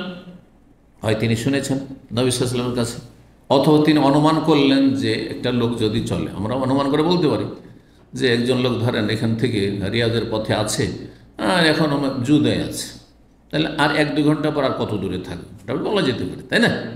জি, বা 3 ঘন্টার মধ্যে সে রিয়াজ পৌঁছে যাবে। আপনারা যদি আপনি দ্রুত যান তো মোটামুটি 2-3 ঘন্টার মধ্যে রিয়াজে পেয়ে যাবেন। এইভাবে তো কায়েল শব্দের দুটি ব্যাখ্যা করা হয়েছে। একটি হচ্ছে কালা ইয়াকিল ও কাইলুলাতান, মানে দুপুরের বিশ্রাম, এটি প্রসিদ্ধ অর্থ। কালা ইয়াকিল যখন দাঁড়াবে আজরাবো, তার মানে দুপুরে একটু ঘুমানো, দুপুরের ঘুম কাইলুলা বলা হয়, বোঝা গেছে আরবিতে। আর কালা ইয়াকুল মানে বলা, কালা ইয়াকুল কৌল মানে বলা। কেউ কেউ বলার অর্থ করেছেন, মানে ওয়াহুয়া কাইলু সুকিয়া, বলছেন তারা তবে তাহেন, তাহেন নামক স্থানে নবী সাল্লাল্লাহু আলাইহি ওয়াসাল্লামকে ছেড়ে আসলাম, ওখানে আছেন। আর তিনি বললেন যে সুকিয়ার উদ্দেশ্যে তিনি যাচ্ছেন। কায়েল তিনি বললেন যে আমরা উদ্দেশ্য হচ্ছে তোমরা সুকিয়া চলো, মানে সুকিয়ার দিকে এগিয়ে চলো, তাহলে ওইদিকে এই রাস্তায়, সুকিয়ার রাস্তায় গেলে পেয়ে যাবেন, কাছাকাছি জায়গাগুলো। ফকুল তো ইয়া রাসূলুল্লাহ, গিয়ে বলে হে আল্লাহ রাসূল, পেয়ে গেছেন তিনি, ঘোড়া দৌড়িয়ে গিয়ে নবী সাল্লাল্লাহু আলাইহি ওয়াসাল্লামকে পেয়েছেন। বলছেন ইন্না আহলাকা ইয়াকরাউনা আলাইকা আসসালাম ওয়া রাহমাতুল্লাহ, আপনার পরিবার এখানে বলা হয়েছে। আর সামনের হাদিস আছে ইন্না আসহাবাকা, আপনার সহচরগণ, সাথীগণ। তাহলে দুটোতে সংঘর্ষ আছে নাকি? তাহলে বোঝা গেল এখানে পরিবার বলতে ইমানি ইসলামী পরিবার মানে সাথী সঙ্গীগণ। কারণ নবী সাল্লাল্লাহু আলাইহি ওয়াসাল্লাম পরিবার স্ত্রীদেরকে ছেড়ে দিয়ে চলে যাবেন একা একা নাকি? এটা হইতে পারে। তাহলে বোঝা গেল আহাল মানে তাহলে নিজের পরিবার, মানে ফ্যামিলি নয়। এখানে আহাল মানে যেমন আজকাল কোম্পানির লোকদেরকে নিজের পরিবার বলছে, শুনেছেন না? আজকালকার পরিভাষা কিন্তু দেশেও কিন্তু অমুক পরিবারের, হ্যালো, বড় কোম্পানিগুলোর নাম বলেন, তাইলে এটা হচ্ছে হ্যাঁ জামেল জামেল জামেল ফ্যামিলি, জামেল গ্রুপ বা জামেল পরিবারের, এটা হচ্ছে তোমার রাজেহি পরিবারের, এটা হচ্ছে আবুল খায়ের পরিবারের। মানে তাদের কর্মচারী, তাদের কোম্পানির সাথে যুক্ত, তাদের সাথে কোনো রক্তের আত্মীয়তা নেই। তারপরে জি, তো আপনার সাহাবায়ে কেরামগণ আপনাকে সালাম বলছেন, ওরা তো উটের পিঠে আছে, পিছনে পড়ে আছে, আরে চলে এসছে নাকি আমি ঘোড়ায়, সালাম রহিম বলছেন। ইন্নাহুম কাদ খাশু, আর তারা ভয় পাচ্ছেন, আইয়ুক্তাতাউ দুনাকা, যে আপনার থেকে তারা বিচ্ছিন্ন না হয়ে পড়ে, আপনার সাথ ধরতে পারবেন না। তারা উটের পিঠে, আপনি উটের পিঠে, আর আপনি এরকম চলতেই থাকেন, তাহলে তারা পাবেন আপনার খুঁজে। ফান্তাজিরহুম, সুতরাং আপনি ওদের জন্য একটু অপেক্ষা করুন, পিছনে পিছনে আসছে, একটু অপেক্ষা করুন। বলতো ইয়া রাসূলুল্লাহ, আমি বললাম হে আল্লাহ রাসূল, এখন আসছে ওই শিকারী পশুর গোস্তের কথা। আসাব তো হেমার ওয়াহাসিন, আমি একটি নীলগাই পেয়ে গেছি শিকার করে। ওয়াইন্দি মিনহু ফাদেল, আর আমার কাছে কিছুটা অবশিষ্ট গোস্ত আছে। বড় অন্য হাদিসে আছে সাহাবীরা তো খেয়ে নিলেন এহরাম অবস্থায়, তারপরে তাদের সন্দেহ হইতে লাগলো, যদিও আমরা জানি যে আমাদের জন্য হারাম কি করা, স্বীকার করা, আমরা স্বীকার করিও নি, আর তাতে কোনো রকম আমাদের যুক্ততাও নেই, সম্পর্ক নেই, কোনো সহযোগিতা করিনি, কিন্তু খেলাম। খাওয়াটা কি জায়েজ হবে কিনা শিকারি পশুর গোস্ত বিনা সহযোগিতায়? দ্বিধাগ্রস্ত। তখন একটু খেয়ে বলে না আমরা আর খাবো না। তখন আবু কাদা বলেন ঠিক আছে, নবী সাল্লাল্লাহু আলাইহি ওয়াসাল্লাম জিজ্ঞাসা করি, তারপর দেখা যাবে তোমরা খাবে না খাবে। এসে জিজ্ঞেস করছে আমার কাছে কিছুটা আছে। ফাকালিল কওম, তখন সাথী সঙ্গীদেরকে বললেন কুলু তোমরা খাও, অহম মুহরিমুন, তারা সকলে এহরাম অবস্থায় ছিল, এহরাম অবস্থায় ছিল। সামনে আরো দু একটা অধ্যায় দেখি। বাবন 3 নম্বর অধ্যায়, ইদারা আল মুহরিমুনা সাইদান ফাজাহিকু ফাফাতেন আল হালাল। এই অধ্যায় হচ্ছে এহরামকারীরা যদি কোনো শিকারী পশু দেখতে পায়, ফাজাহিকু তারপরে তারা হাসতে শুরু করে, ফাফাতেন আল হালাল যে অমহরেম এহরাম বিহীন অবস্থায় আছে সে যদি তাতে বুঝে নেই, তাদের হাসাহাসি দেখে বুঝে নেই, তো এটা কি কোনো সহযোগিতা হয়ে গেল না? কেউ না, সহযোগিতা না, উদ্দেশ্য তাদের সহযোগিতা নাই। জি, তো খাওয়া জায়েজ, এই শিকারী শিকার করাও জায়েজ তার, আর তারা শিকার করে যদি দেয় তাদেরকে, তো তাদের জন্য খাওয়া জায়েজ। 1822 নম্বর হাদিস, ওই হাদিসটাই বলছেন আব্দুল্লাহ বিন আবি কাতাদা আন্না আবা হাদ্দাসাহু, তার বাবা বয়ান করেছেন যে ইনতালাকনা মান নবী সাল্লাল্লাহু আলাইহি ওয়াসাল্লাম, আমরা গেলাম হুদাইবিয়ার বছরে, আমাল হুদাইফা আহরাম আসহাবু, সাহাবায়ে কেরামগণ সাথী সঙ্গীগত ইহরাম করলেন, কিন্তু আমি ইহরাম বাঁধলাম না। ফাউমবেনা বে আদুবিন বে গায়কা, গায়কা নামক স্থানে শত্রুদের সম্পর্কে বলা হয় যে শত্রুরা আছে, সুতরাং আমি তাদের সন্ধানে ছুটলাম। ফাতাওয়াজ্জাহনা নাহওয়াহুম, আর তারপরে তাদের উদ্দেশ্যে, শত্রুদের উদ্দেশ্যে আমি রওনা হইলাম ঘোড়ার পিঠে, তাড়াতাড়ি করে খবর নিয়ে নবী সাল্লাল্লাহু আলাইহি ওয়াসাল্লামের কাছে পৌঁছিবেন, সাহাবায়ে কেরামের কাছে পৌঁছিবেন সতর্ক করার জন্য। ফাবাসুরা আসহাবি বিহিমার ওয়াহশান, আমার সাথী সঙ্গী যারা ছিল তারা একটি নীলগায় দেখে ফেলেছে। ফাজালা বাযু ইয়াযহাকু ইলা বায, তাদের একজন অপরজনকে দেখে হাসাহাসি শুরু করেছে, দেখছো? কিন্তু আবু কাতাদাকে বলছে না যে এহরামবিহীন আছে, ওকে বলছে না, আপোষে সরা। এইরকম যে সুযোগ পেয়ে গেছি আজ নীলগায়, যদি আমরা এহরাম অবস্থায় না থাকতো তাহলে তো কাজ হয়ে যেত। এসব কথা বলছে না, হাসছে তারা। তো বলছেন ফানাজার, তো তখন আমি এদিক ওদিক তাকাইলাম, ফারাআইতুহু, তো দেখতে পেলাম সেই বন্য গাধা মানে নীলগাই। ফাহামালতু আলাইহিল ফারাস, আমি ঘোড়ার পিঠে চড়ে তার উপর আক্রমণ করে দিলাম। ফাতানতু, তাকে আমি কি করলাম, আঘাত করলাম। ফাসবাতু, আর তাকে ফেলেই দিলাম, আঘাত করে শিকার করেই ফেললাম। ফাস্তানতু, তাদের কাছে সাহায্য চাইলাম। ফাআবা ইয়াইন, তারা সাহায্য করলো না। ফাআকালনা মিনহা, আমরা খেলাম। সুম্মা লাহিকতু বিরাসূলিল্লাহ সাল্লাল্লাহু আলাইহি ওয়াসাল্লাম, রাসূলুল্লাহর সাথে সাক্ষাৎ করলাম। ওয়া খাশিনা নুক্তাতা, আর আশঙ্কা হচ্ছিল যে আমার বিচ্ছিন্ন না হয়ে যায়, সুতরাং আরফাও ফারাসি, আমার ঘোড়াকে দৌড়াচ্ছিলাম, শাওয়ান একবার, ও আসির আলাইহি শাওয়ান আর একবার ধীর গতিতে চালাচ্ছিলাম। ফালাকিতু রাজুলান বানি গিফার ফি জাওফিল্লাহ, রাতের অন্ধকারে দেখার বানি গিফার এক ব্যক্তির সাথে। ফাকুলতু আইনা তারাকতা রাসূলুল্লাহ সাল্লাল্লাহু আলাইহি ওয়াসাল্লাম, কালা তারাকতুহু বিতাহেন, তাহেন নামক স্থানে নবী সাল্লাল্লাহু আলাইহি ওয়াসাল্লামকে ছেড়েছি। ওয়া কাইলুন সুকিয়া, তিনি বিশ্রাম করবেন দুপুরে সুকিয়াতে, অথবা তিনি বললেন যে সুকিয়ার দিকে তিনি যাচ্ছেন। ফালাহিকতু বিরাসূলিল্লাহ সাল্লাল্লাহু আলাইহি ওয়াসাল্লাম, রাসূলুল্লাহর সাথে আমি সাক্ষাৎ করলাম। হাত্তা আতাইতু, পৌঁছে গেলাম। ফাকুলতু ইয়া রাসূলুল্লাহ ইন্না আসহাবাকা আরসাল ইয়াকরাউন, এই যে ইন্না আসহাবাকা, আপনার সাথী সঙ্গীগণ, এখানে আহলাকা পরিবার নেই, ঠিক না? আর একটি শব্দ আর একটি শব্দের ব্যাখ্যা করবে, একটি হাদিস আর একটি হাদিসের ব্যাখ্যা করে। আপনাকে সালাম বলছেন, আল্লাহর রহমত আপনার ওপর হোক। ওয়া ইন্নাহুম কাদ খাশাউ, তাদের ভয় হচ্ছে আইয়াক্তাতিহুমুল আদু ওয়া দুনাকা, যে তাদেরকে আপনার থেকে শত্রুরা বিচ্ছিন্ন না করে দেয়, আপনাকে আলাদা করে দিল আর সাথীদেরকে আলাদা করে দিল, যাতে করে কেউ কারো খবর না রাখতে পারে, আর আপনার হোক অথবা তাদেরই হোক ক্ষতি না করে দেয়, আক্রমণ না করে দেয়। ফানজুর হুম, তাদের জন্য অপেক্ষা করুন। অনজুর, নাজার আনজর মানে দেখা হয়, নাজার আনজর মানে ইন্তজার করা, অপেক্ষা করা। এখানে ইন্তাজের অর্থ, কারণ আগের হাদিসে ইন্তাজের শব্দটি এসছে। ফাফালা, তাই করলেন, নবী সাল্লাল্লাহু আলাইহি ওয়াসাল্লাম অপেক্ষা করলেন। ফাকুলতু ইয়া রাসূলুল্লাহ ইন্না ইসসাদনা হিমার ওয়াহশিন, আমরা কিন্তু একটি নীলগাই শিকার করেছি। ওয়া ইন্না ইনদানা মিনহু ফাদিলা, আর আমাদের কাছে কিছু অবশিষ্ট গোশত আছে। রাসূলুল্লাহ বললেন সাহাবায়ে কেরামদেরকে কুলু, তোমরা খাও, ওয়াহুম মুহরিমুন, তারা ইহরাম অবস্থায় ছিল। তাহলে যদি হাসাহাসিতে বুঝে নেই, ইশারা ইঙ্গিত করলেন না, কোনো সহায়তা করলেন না, তাহলে ইহরাম অবস্থায় থাকলেও খাওয়া জায়েজ। জি, কিন্তু জীবিত অবস্থায় যেন হাদিয়া না দেয়, যে গোস্ত যেন দেয়। কারণ আগে হাদিস আসছে, এক সাহাবী এনে সাআব বিন জাসামা জীবিত একটি শিকারী পশু নিয়ে এসে যখন হাদিয়া দিলেন নবী সাল্লাল্লাহু আলাইহি ওয়াসাল্লাম, নবী সাল্লাল্লাহু আলাইহি ওয়াসাল্লাম বললেন আমরা ইহরাম অবস্থায় কবুল করতে পারবো না। এটা একটা অবস্থা, জীবিত অবস্থা না দেয়। কারণ জীবিত অস্তিত্ব ওদেরকে জবাই করতে হবে, তার শিকার জবাই করতে হবে। বা যদি অন্য কেউ জবাই করে, কিন্তু একবারে জীবিত অবস্থায় না, নেওয়া যাবে না। আর একটা হচ্ছে যে যেই ব্যক্তি শিকার করেছে সে নিজের জন্য শিকার করেছে না এহরাম অবস্থায় থাকা লোকদের জন্য। যদি নিজের জন্য শিকার করার অন্যদেরকে দেয় এহরাম অবস্থায় থাকা লোককে, তাহলে তো জায়েজ, আমি আমার জন্যই করেছি কিন্তু আপনাদেরকেও দিলাম, জায়েজ খাওয়া এহরামকারীদের জন্য বা এহরাম অবস্থায় যারা আছে তাদের জন্য। কিন্তু যদি উদ্দেশ্য তার থাকে যে আমি যেহেতু এহরামবিহীন আছি, স্বীকার করিনি, আর আপনাদের জন্য আমি স্বীকার করেছি, এই নিয়তে স্বীকার, আপনাদেরকে খাওয়াবো সেজন্য স্বীকার করেছি, তবুও খাওয়া যায় না, তবুও খাওয়া যায়। বিভিন্ন যে পরস্পর বিরোধী হাদিসগুলো বাহ্যিক রয়েছে সবগুলি সমন্বয় করলে এই মজহাবটি হচ্ছে অধিকাংশ আইম্মায়ে কেরামদের, এটি হচ্ছে হাদিস সম্মত। আর একদল বলছেন যে এহরাম অবস্থায় স্বীকার করা জায়েজ, হ্যাঁ।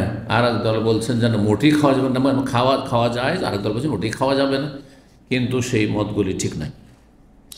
বাবুন, এ অধ্যায় হচ্ছে লা ইউইনুল মুহরিমুল হালাল ফি কাতলিস সাইদ। এহরামকারী ব্যক্তি অমুহরিমকে বা এহরামবিহীন ব্যক্তিকে সাহায্য করবেন না কোনো শিকারী পশু হত্যা করার জন্য বা শিকার করার জন্য।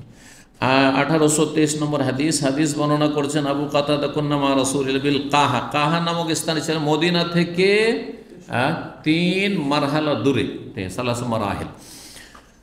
বলছেন আবু কাতাদা কুন্না মা নাসবিল কাহা মিন্নাল মুহরিম মিন্নাল গায়রুল মুহরিম, আমাদের মধ্যে কেউ এহরাম অবস্থায় ছিল, কেউ বিনা এহরামে ছিল। ফারাআইতু আসহাবি ইয়াতারাউনা শান, আমার সাথী সঙ্গীদেরকে দেখছি যে কোনো কিছু যেন দেখাদেখি করছে, হ্যাঁ, একে অপরকে মনে হচ্ছে দেখাচ্ছে, দেখাদেখি করছে। ফানাজার, তো আমি দেখলাম, চিন্তা করেছি কি দেখছে দেখি তো। ফাইদা হেমার অহসেন, দেখলাম যে একটি নীলগাই। তারপরে বলছেন ইয়ানি ওয়াকাস, সেই সময় আমি নীলগাইটি শিকার করতে দৌড় দিব, ঘোড়ার পিঠে আছি, আর আমার চাবুকটি পড়ে গেল হাত থেকে। ফাঁকাল, তখন তারা বলল লা নইনুকা আলাইহি বিশাইইন, আমরা কিন্তু সাহায্য করবো না। চাবুক উঠিয়ে চেয়েছিল যে দেন, উঠিয়ে দেন, না না উঠিয়ে দেবেন, সাহায্য করবেন। ইন্না মুহরিমুন, আমরা এর অবস্থা আছে। ফাতানাওয়ালতু, আমি নিজে হাতে নিলাম চাবুকটি। ফাখালতু, সেটা ধরলাম। সুম্মা আতাইতুল হেমারা, তারপরে সেই নীলগায়ের কাছাকাছি আসলাম। মিওয়ারায় আকমাতেন, একটি টিলার আড় হতে। শিকার করলে মুখোমুখি শিকার করা যায় না, মানুষ দেখলে তো পালিয়ে যাবে, তাই না? তাহলে পিছন দিক থেকে আসছে, টিলার আড় হয়ে আসছে, আর টিলার আড় থেকে এসে আঘাত করছে। ফাকারতুহু, তাকে আমি আহত করলাম, জখম করে দিলাম। হ্যাঁ, ফাকারুহা শামসুদ্দোহা, যে সামুদ সম্প্রদায় যে উটকে তারা কি করেছিল, হ্যাঁ, প্রথম আহত করেছিল, তারপরে জবাই করেছিল, তো আকারুহা আল্লাহ বলছে। ফাতাই তো বেহি আসহাবি, তারপরে সেটা নিয়ে আমার সাথীদের কাছে আসলাম। ফাকালা বাজন, কিছু লোকের বললো কুলু, খাও, অসুবিধা নেই। কালা বাজন, কেউ বললো না খাও, খাওয়া চলবে না, আমরা এরম অবস্থায় আছি। ইখতিলাফ হয়ে গেল তাদের, কেউ বলছে খাবো, কেউ বলছে খাবো না, কেউ খাও, খেও না।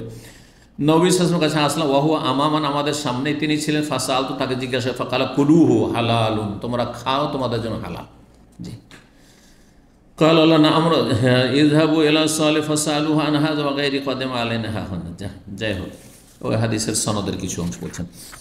5 নম্বর অধ্যায় বাবুন, এই অধ্যায়ে লা ইউশিরুল মুহরিম ইলা সাইদ, এহরামকারী ব্যক্তি শিকারী পশুর দিকে ইশারা ইঙ্গিত করবে না। ধরেন একটা লোক আছে বিনা এহরামে, আর একজন এহরামে, বা কিছু লোক এহরামে আছে, এটা ইশারাও করা যাবে না। ইশারা করলে হ্যাঁ, সেটা হারাম হয়ে যাবে, গুনার কাজ, ওর জন্য হারাম কাজ, এহরাম পরিপন্থী কাজ। তো বলছেন যে ইশারা ইঙ্গিত করা যাবে, লেকা ইয়াস্তাদুল হালাল, যাতে করে হালাল ব্যক্তি তাকে স্বীকার করতে পারে, সেই জন্য ইশারা ইঙ্গিত করা এটাও চলবে না। 1824 নম্বর হাদিস, ওই আগের হাদিসই, এই জন্য তাড়াতাড়ি করে চলে যাচ্ছি, যেটা নতুন শব্দ হবে তর্জমা করে দেবো। আন্না রাসূলুল্লাহ খারাজা হাজ্জান, রাসূলুল্লাহ হজে বেরিয়েছিলেন। কেমন কথা হয়ে গেল, বলছেন হজে বেরিয়েছিলেন, অথচ ঘটনা হচ্ছে হুদাইবিয়ার বছর, হুদাইবিয়া হজে গেছেন, ওমরা গেছিলেন, ওমরায়। তাহলে বোঝা গেল হাজ্জান মানে এখানে শাব্দিক অর্থ, উদ্দেশ্য না, এখানে ভাব অর্থ। হ্যাঁ, হাজ্জা ইয়াহুজ্জ হচ্ছে মানে উদ্দেশ্য করা, আল্লাহর ঘরকে উদ্দেশ্য করে যাওয়া। আর ওমরাও এক ধরনের হজ, এই জন্য কেউ কেউ ছোটো হজ, হজ আসকার হাদিস এসছে, হাজ্জুল আসকার, ছোটো হজ। তো হাজ্জান মানে এখানে ওমরাতান, ওমরার উদ্দেশ্যে আমরা বেরিয়েছিলাম। ফাখারাজু মাহু, আর তারপরে তারাও বেরিয়েছে নবী সাল্লাল্লাহু আলাইহি ওয়াসাল্লাম। ফাসারাফা তায়ফাতুম মিনহুম, একদল অন্যদিকে তারা ফিরে গেছেন। ফিহিম আবু কাতাদার, একজন আবু কাতাদা, অন্য রাস্তায় তারা গেছিলেন। ফাকালা, নবী সাল্লাল্লাহু আলাইহি ওয়াসাল্লাম তাদেরকে বলে, খুযু সাহিল আল বাহরি, ওই যে হাদিসটা, তোমরা সাগর তীরবর্তী রাস্তা তোমরা অবলম্বন করো, তোমরা সাগরের কিনারা কিনারা যে রাস্তা রয়েছে সেই রাস্তা ধরো। হাত্তা নালতাকে, সামনে গিয়ে আমরা সাক্ষাৎ করব। ফাখাজু সাহেল আল বাহার, তারা তখন আমার সাথী সঙ্গীরা রাস্তা ধরেছিল, সাগর তীরবর্তী রাস্তা। ফালাম্মান সারাফু, তারপরে তারা যখন ফিরে আসলো, আহারাম কুল্লুম, সবাই এহরাম বাঁধো, ইল্লা বাকাত আবু কাতাদাল্লাম ইহর এহরাম বাঁধেনি। ফাবাইনাহুম ইয়াসিরুন, আর তারা চলতেছিল, ইজরা হোমরা ওয়াহসিন, হোমর হেমারের বহুবচন। তাহলে একটি শুধু দেখেনি, একাধিক দেখেছে, হ্যাঁ আরও কয়েকটি ছিল, বাকিগুলো পালিয়ে গেছে, একটা শিকার করেছে। তো হঠাৎ করে দেখছে যে বন্য গাধা মানে নীলগাই। ফাহামাল আবু কাতাদা আল হোমর, আবু কাতাদা আক্রমণ করলেন শিকার করার জন্য সেসব নীলগাইয়ের ওপর। ফাকারা মিনা আতান, একটি মাদি নীলগাই তিনি শিকার করে ফেলেন। আতান বলা হয় গাধিকে, গাধিকে বলা হয় মাদি, মাদি বলেন না, নর আর মাদি, জি। ফানাজালু, তারপরে তারা অবতরণ করলো। ফাকালু মিল্লাহিয়া, তারপরে তারা গোশত তারা পাক করে খেলো। ফকালু, তারপরে তারা বললো আনাকুল লাহমা সাইদ নাহনা মুহরিমুন, খাওয়া দাওয়ার পরে তাদের চিন্তা হলো কেমন হইলো, খাওয়াটা হালাল হইল না হারাম হইল। খেয়ে তো নিলাম, কিন্তু সন্দেহ যে আমরা কি খেতে পারবো শিকারী পশুর গোস্ত, অথচ আমরা এর অবস্থায় আছি। ফাহামাল্লা মা বেকমিল্লাহমিন, অবশিষ্ট যে গোস্ত ছিল সেটাকে বহন করে নিয়ে চললাম। মিল্লাহমিল আতান, সেই আপনার যে মাদি নীলগায়ের গোস্ত। ফালাম্মা আতাউ রাসূল আল্লাহ রাসূলের কাছে যখন সাহাবীরা আসলেন, তারা বলে ইয়া রাসূল ইন্না কুন্না আহরাম, আমরা তো এহরাম বেঁধেছিলাম। ওয়াকাদ কান আবু কাতাদ এহরাম বাঁধেনি। ফারায়না হোমরা ওয়াহসিন, একটি আমরা নীলগায় দেখেছিলাম বা কিছু নীলগায় দেখেছিলাম, আর আবু কাতাদ আক্রমণ করে দিল, তার মধ্যে একটি মাদে নীলগায় শিকার করেছিল। ফানাজালনা, আমরা অবতরণ করেছি আর আমরা তার গোস্ত খেয়েছি। সুম্মা কুলনা, তারপর চিন্তা করলাম যে আমাদের খাওয়াটা কি ঠিক হইল এহরাম অবস্থায়। ফাহামাল্লা বাবা মিল্লাহমিয়া, সুতরাং যে অবশিষ্ট গোস্ত ছিল সেগুলো নিয়ে এসেছি। আমিনকুম কাল, নবী সাল্লাল্লাহু আলাইহি ওয়াসাল্লাম বলছেন আমিনকুম আহাদুন আমার ইয়াহমিল আলাইহা, তোমাদের মধ্যে যারা এহরাম অবস্থায় ছিল তোমাদের কেউ কি এই কথা বলেছে আবু কাতাদাকে যে আক্রমণ করো, শিকার করো, এটা নির্দেশ দিয়েছে? আশারা এলে, অথবা ইঙ্গিত করেছে যে দেখো দেখো দেখো দেখো, এরকম করেছে? কালুল্লাহ, না আমরা কিচ্ছু করি, কোনো রকমের সহযোগিতা করি। কালা, তখন বললেন ফাকুলু মা বাকিমিল্লাহ, অবশিষ্ট যে গোস্ত রয়েছে তাহলে তোমরা খেতে পারো, কারণ তোমাদের তাতে কোনো রকমের যুক্ততা নেই। 6 নম্বর অধ্যায়, বাবুন, এই অধ্যায় হচ্ছে এজা আহদা লিল মুহরিম হেমারান ওয়াহশিয়ান হাইয়ান লাম ইয়াকবাল। ইমাম বুখারীর মত এটি, অধিকাংশ ওলামাদের যে মতটি, যদি এহরামকারী ব্যক্তিকে কোনো ব্যক্তি, অমহরিম ব্যক্তি কোনো নীলগাই বা শিকারী পশু শিকার করে নেওয়ার পরে হাইয়ান, জীবন্ত অবস্থায়, জীবিত অবস্থায় কি করে, উপঢৌকন দেয়, হাদিয়া দেয়, লাম ইয়াকবাল, তাহলে গ্রহণ করবে না, তাহলে গ্রহণ করবেন না। এখন সহজ ভাষায় বলি, এত দূর বন জঙ্গলের ওই সব নীলগাই আর এতে না গিয়ে, ধরেন মক্কাতে তো অনেক কবুতর দেখছেন, দেখছেন না, দেখছেন না, এহরাম অবস্থায় আছেন, আর আপনি তো এটা তো হারামের ভিতরে, হারামের বাইরে ধরেন, হারামের ভিতরে হলে তো এমনি হারামের ভিতরে নিষেধ, ওটা আর একটা নিষেধাজ্ঞা, কিন্তু হারামের বাইরে এখনও হদুদ হারামে ঢোকেননি, এহরাম অবস্থায় আছেন, একজন বিনা এহরামে আছে, আর তারপরে সে কবুতর, কয়েকটা কবুতর ধরে নিয়ে এসে সে জবাই করে আপনাদেরকে গোস্ত রান্না করে খাওয়াইল, খেতে পারবেন কি পারবেন না? যদি আপনাদের কোনো সহযোগিতা না থাকে তাহলে খেতে পারবেন, কিন্তু জীবিত কবুতর নিয়ে এসে দিয়ে দিল যে এই যে থাকলো, আপনারা জবাই করে খান, তাহলে চলবে না। বুঝা গেছে? 1825 নম্বর হাদিস বর্ণনা করছেন আব্দুল্লাহ বিন আব্বাস রাদিয়াল্লাহু তাআলা আনহুমা, সাব বিন জাসামা লাইসি রাদিয়াল্লাহু তাআলা আনহু থেকে, আন্নাহু আহদা লিরাসূলিল্লাহ সাল্লাল্লাহু আলাইহি ওয়াসাল্লাম হিমারান ওয়াহশিয়ান বিল ওয়াহুয়া বিল আবওয়াই আও বিওয়াদ্দান, তিনি রাসূলুল্লাহ সাল্লাল্লাহু আলাইহি ওয়াসাল্লামকে হাদিয়া, উপঢৌকন দিলেন একটি নীলগাই, ওয়াহুয়া বিল আবওয়া, যেই সময় নবী সাল্লাল্লাহু আলাইহি ওয়াসাল্লাম আবওয়া নামক স্থানে ছিলেন, অথবা ওয়াদ্দান নামক স্থানে ছিলেন। আবওয়া ওয়াদ্দান কাছাকাছি জায়গায়, মদিনা থেকে মক্কার দিকে যেতে। আবওয়া সম্পর্কে আপনারা জানবেন হয়তো, যেই জায়গায় নবী সাল্লাল্লাহু আলাইহি ওয়াসাল্লাম যখন বাল্য জীবনে ছিলেন, মায়ের সাথে সফর করছিলেন, মা অসুস্থ হয়ে গেল, আর সেখানে তিনি ইন্তেকাল করেছেন, আর সেখানে তার মা আমেনার কবর সেখানে রয়েছে। নবী সাল্লাল্লাহু আলাইহি ওয়াসাল্লাম নবী হওয়ার পরে সেখানে গিয়ে আল্লাহর কাছে দরখাস্ত করলেন যে আল্লাহ, আমি আম্মার কবরটা দেখতে চাই, জিয়ারা মানে ভিজিট দেখতে চাই। তো অনুমতি দিল ফৌজেন আলী। তারপরে সেখানে কবর কাছে গিয়ে খুব কান্না করলেন, আর মায়ের মায়া, আর ছোটোকালে বাল্য জীবনে মাকে হারিয়েছেন, সুবহানাল্লাহ, বাপকে তো দেখতেই পাননি, মাতৃগর্ভে ছিলেন তখন। তারপরে আল্লাহর কাছে দরখাস্ত করলেন, আল্লাহ আমার আম্মা তো নবুয়তের যুগ পায়নি, ওই কুফরি অবস্থায় শিরকের যুগে মারা গেছে, তার জন্য দোয়া করেন। হ্যাঁ, সুম্মাস্তাজানতু রাব্বি আন আস্তাগফিরাল্লাহ, তারপর আল্লাহর কাছে অনুমতি চাইলাম যে আমি তার জন্য কি ক্ষমা চাইতে পারবো। ফালাম ইউজাননি, আল্লাহ অনুমতি দিলেন না, আল্লাহ অনুমতি দিলেন না। সুতরাং আমাদের দেশে বিদাতি মোল্লারা যে বলে যে নবীর বাপ মা সব জান্নাতি, এগুলি মন গড়া কথা। স্পষ্ট হাদিস, মুসলিমের হাদিস, কথা বোঝা গেছে। আর তারপরে কেউ জান্নাতি জাহান্নামী এসব আমাদের করার প্রয়োজন নেই, যেটা হাদিস আছে সেটা। তাতে আবেগ দিয়ে কাজে নিলাম, এটা কেমন কথা হইল যে নবীর মা বাপ জাহান্নামে যাবে, এটার নাম কি ইসলাম না এটার নাম আবেগ? তাহলে এইটা কেমন করে হলো? ইব্রাহিম খলিলুল্লাহর বাপ, হ্যাঁ, ইব্রাহিম আলাইহিস সালামের সামনে জাহান্নামে ফেলা হবে পশুর আকারে, এটা তো সহিহ হাদিস আছে, কোরআনে আছে, কথা বোঝা গেছে, ঠিক কিনা? এইটা কেমন হলো যে নূহ আলাইহিস সালামের ওরসজাত সন্তান কেনার জাহান্নামে যাবে? হ্যাঁ, এইভাবেই করবেন নাকি? না, মোটেই না, ও আল্লাহর ইচ্ছা। এইটা কেমন হইল যে লূত আলাইহিস সালামের স্ত্রী জাহান্নামে যাবে? আল্লাহর ইচ্ছা। যার হেদায়েত নসিব হয়ে জান্নাতে যাবে, যে হেদায়েত নসিব হয়নি কুফরি শিরকের অবস্থা, আমার জান্নাতে যাবে, জাহান্নামে যাবে, এটা আল্লাহর ফয়সালা।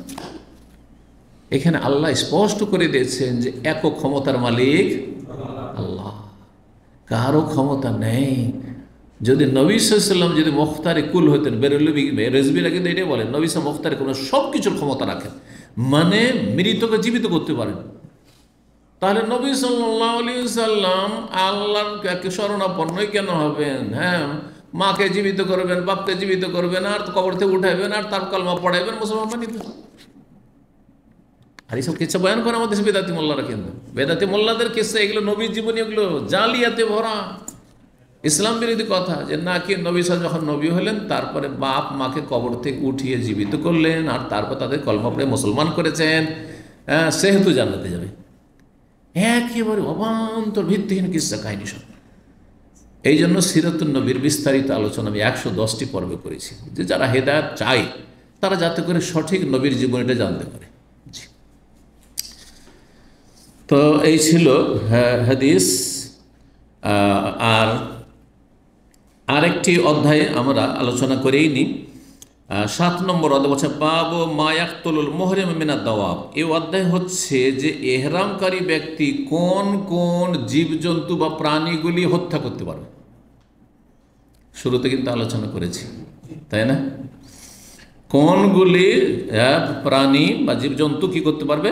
হত্যা। এখানে জবাইয়ের কথা আসছে না, জবাইয়ের মশলা চলে গেছে ইবনে আব্বাস আর আনাসের মত, যে আপনার গরু জবাই করা, তারপরে আপনার ছাগল জবাই করা, উট জবাই করা করতে পারবে, অসুবিধা নেই।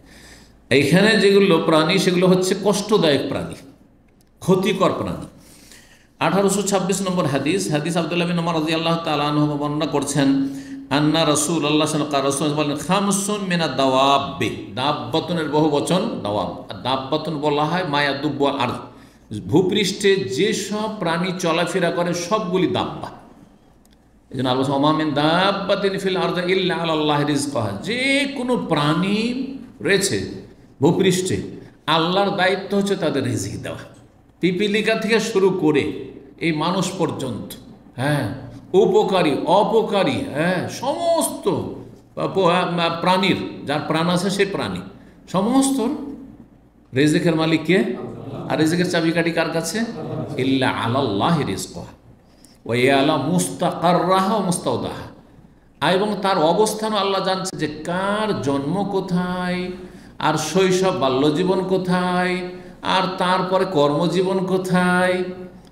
কোনোদিন চিন্তা করতে পেরেছিলেন যখন আপনি গ্রামে, যখন স্কুলে মাদ্রাসায় পড়েছেন, প্রাইমারিতে বা হাই স্কুলে, যে আমার রুজি রিজিক সৌদি আরব থেকে আসবে? কোনোদিন কেউ ভাবতে পেরেছে? মুস্তাওদাহা, তার স্টোর, মুস্তাওদা আজকাল স্টোরকে বলছে, যে কোথায় আমার রিজিকের স্টোর আছে? সৌদি আরবে। সারা জীবনটা কেটে গেল সৌদি আরব, 35 বছর। জীবনে তো সে এক জায়গায় কোনো 35 বছর থাকেনি। চিন্তা করুন আপনি, আল্লাহ ছাড়া কেউ জানে না। সুবহানাল্লাহ, এবং আল্লাহর দায়িত্ব রিজিক, কাকে কোথা থেকে রিজিক দিবেন, কাকে ব্যবসা থেকে, কাকে দিন মজুর করে, আর কাকে প্রবাস থেকে, আল্লাহ ভালো জানেন। জি, আল্লাহু আকবার।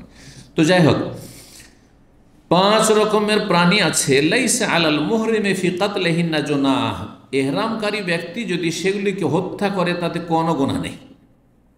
5 রকমের প্রাণী কি কি সামনের হাদিসে আসছে। ইবনে ওমর থেকে আমি শুনেছি 1827 নম্বর হাদিস, বলছেন তিনি হাদ্দাসাতনি ইহদা নিসওয়াতিন নবী, নবী সাল্লাল্লাহু আলাইহি ওয়াসাল্লামের জনৈক সহধর্মিনী বর্ণনা করেছেন, মানে ইবনে ওমর বর্ণনা করছেন নবী সাল্লাল্লাহু আলাইহি ওয়াসাল্লামের কোনো বিবি থেকে, যে কোনো বিবি হইতে পারে, তার মধ্যে এক বিবি তো তার বোন আপন হাফসা রাদিয়াল্লাহু তাআলা। নবী সাল্লাল্লাহু আলাইহি ওয়াসাল্লাম থেকে তিনি বর্ণনা করেন, ইয়াকতুল মুহরিম, মুহরিম ব্যক্তি হত্যা করতে পারবে। কি হত্যা করতে পারবে? সামনের হাদিসে 1828 নম্বর আব্দুল্লাহ বিন ওমর বলছেন কালাত হাফসা, তো দেখেন চলে আসলো। তাহলে নবী সাল্লাল্লাহু আলাইহি ওয়াসাল্লামের কোনো এক সহধর্মিণী কে? তাহলে তার বোন, আপন বোন হাফসা। বলছেন হাফসা বলেছেন কালা রাসূলুল্লাহ সাল্লাল্লাহু আলাইহি ওয়াসাল্লাম খামসু মিনাদ দাওয়া, 5 রকমের প্রাণী আছে, জন্তু আছে, লা হারাজা আলা মান কাতালাহুন্না, কোনো আপত্তি নেই, গুনাহ নেই ওই ব্যক্তির জন্য যে সেগুলিকে হত্যা করবে। আল গোরাব, কাক, কাউয়া, ওয়াল হেদা, চিল, ওয়াল ফারা, এইরকম চিলের মতো যদি কোনো ক্ষতিকর, যদি চিল বলতে চিল শুধু না, চিলের মতোই যদি ধরেন ওই রকমই কোনো প্রাণী আছে যেটা ক্ষতি করছে আপনার এলাকায়, সেটা হয়তো আরব দেশে ছিল না, অন্য দেশে থাকতে পারে। জি, ওয়াল ফারা তো এইরকমই হচ্ছে ইঁদুর, হ্যাঁ ইঁদুরের মতো আমাদের দেশে আরও আছে, কি আছে এটা বলেন? হ্যাঁ জি, যেগুলো ক্ষতি করে, যদি ক্ষতি করে, ধরেন আপনার বাড়ির ক্ষতি করছে, আপনার সংসারের ক্ষতি করছে ইত্যাদি। ওয়াল আকরাম, আর বিচ্ছু, আরব দেশে বেশি বিচ্ছু, আর কিন্তু সাপ আমাদের দেশে বেশি। ওয়াল কালবুর আকুর, আর পাগলা কুকুর। আকুর বলা আকারে একরো, মানে কামড় দেওয়া, যেই কুকুরে কামড়ে নেয়। কোন কুকুরে কামড়ায়? পাগলা কুকুরে। এই জন্য ভাব অর্থ হচ্ছে পাগলা কুকুর, ভাব অর্থ, শাব্দিক অর্থ হচ্ছে এমন কুকুর যে কামড় দিয়ে দেয় রাস্তাঘাটে মানুষকে, পথচারীদেরকে। আচ্ছা, এখানে বিচ্ছু বলা হলো, কিন্তু সাপ তো বলা হলো না। তাহলে যদি শুধু শব্দতে সীমিত রাখেন তাহলে সাপ মারবেন না? সাপ আরও মারাত্মক, হ্যাঁ বিচ্ছুর চাইতে। জি, 1829 নম্বর হাদিস, মায়েশা রাদিয়াল্লাহু তাআলা আনহা বর্ণনা করছেন। দেখেন নবী সাল্লাল্লাহু আলাইহি ওয়াসাল্লাম আরেক সহধর্মী বর্ণনা করছেন, খামসু মিনাদ দাওয়াবে, 5 রকমের কি রয়েছে, প্রাণী বা জন্তু রয়েছে, জীব জন্তু রয়েছে। ফাসিকুন, এগুলি হচ্ছে ফাসেক, আবার ইকুন ফাসেক। মানুষ যদি ফাসেক হয় মানে পাপিষ্ট, আর হ্যাঁ জীবজন্তু প্রাণী বা ফাসেক মানে হচ্ছে ক্ষতিকর, ক্ষতিকর। জি, মানুষের জন্য ক্ষতিকর। ইউকতালনা ফিল হারামে, হারামের ভিতরেও সেগুলিকে হত্যা করতে হবে, আর এহরাম অবস্থাতে, হারামেও আর এহরাম অবস্থাতেও। আল গোরাব, কাক, ওয়াল হেদা, আর চিল, ওয়াল আকরাব, বিচ্ছু, আল ফারা, আর এদুর, ওয়াল কালবুল আকুর, আর পাগলা কুকুর। 1830 নম্বর হাদিস, হাদিস বর্ণনা করছেন, এখানে সাপের কথা চলে আসছে। আব্দুল্লাহ বিন মাসউদ বর্ণনা করছেন, কাল বাইনামা নাহনু মা নবী ফি গারিন বেমেনা, আমরা এক সময় নবী সাল্লাল্লাহু আলাইহি ওয়াসাল্লামের সাথে মেনার একটি গুহায় ছিলাম, আর গুহাতে সাপ বিচ্ছু থাকতে পারে। ইজ নাজালা আলাইহি, হঠাৎ করে এই সূরা মুরসালাত নাযিল হলো, ওয়াল মুরসালাত উরফা, ফাল আসিফাত আসফা। জি, ওয়াইন্নাহু লা ইয়াতলুহা, নবী সাল্লাল্লাহু আলাইহি ওয়াসাল্লাম সেটি তেলাওয়াত করেছেন। ওয়াইন্নী লা আতালাক্কাহ মিন ফিহি, নবী সাল্লাল্লাহু আলাইহি ওয়াসাল্লামের মোবারক মুখ থেকে সাথে সাথে আমি মুখস্থ করার চেষ্টা করছি, যেমনই নাজল হচ্ছে তেমনই আমি শোনার পরে নবী সাল্লাল্লাহু আলাইহি ওয়াসাল্লাম পাঠ করছেন আর মুখস্থের চেষ্টা করছি। ওয়াইন্না ফাহু লা রাতবুন ফিহা, আর সেই সময় নবী সাল্লাল্লাহু আলাইহি ওয়াসাল্লামের মোবারক মুখ এই সূরা তেলাওয়াতে সিক্ত ছিল। সিক্ত ছিল মানে কি? মানুষ কথা বললে তখন রস আসে, হ্যাঁ মুখে রস আসে, এমনি চুপ থাকে কিন্তু এত রস আসবে না। দেখেন আমার যত কথা বলবেন তত কিন্তু রস আসবে, হ্যাঁ থুতু আসবে। তো শিখতে ছিল মানে তেলাওয়াত চলতে আছে, নবী সাল্লাল্লাহু আলাইহি ওয়াসাল্লাম সূরা মুরসালাত তেলাওয়াত করতে আছেন, ওই অবস্থায় মুখস্থ করছি। তার মানে একবারে সাথে সাথে আমিও মুখস্থর চেষ্টা করি যেমনই নাযিল হয়েছে। এই জন্য ইবনে মাসউদ রাদিয়াল্লাহু তাআলা প্রখ্যাত হাফেজ এবং কারি ছিলেন। জি জি।